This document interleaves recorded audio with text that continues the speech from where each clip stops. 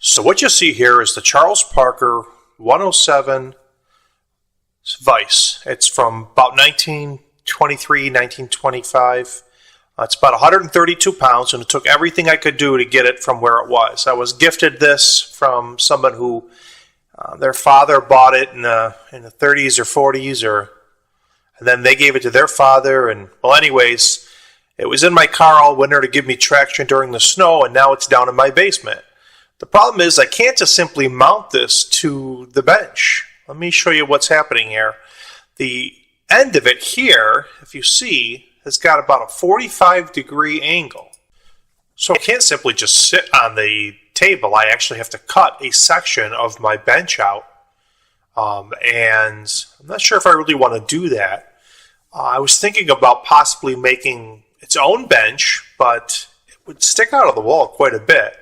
So my thought is when I was salvaging for some pallets, what I found were these 3.5 inch by 3.5 inch solid oak.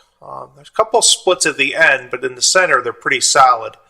This one I think is birch, actually. Really heavy, solid hardwood.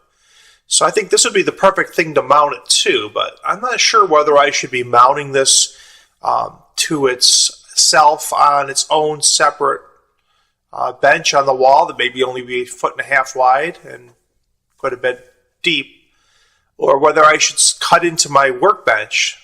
So here's my first solution. My first idea was just to simply find an area that's not being used and mount it right to the wall. The problem lies is that this is going to stick out a full 20 inches. I mean, that's quite a bit. I can see myself bumping into that. But here's my second thought. I'm seeing what everyone thinks about this idea.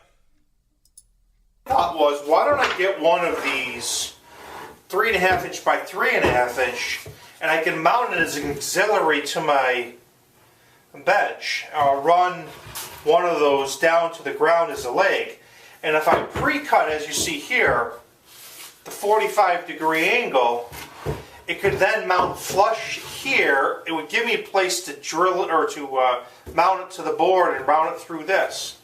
But that's just experimentation.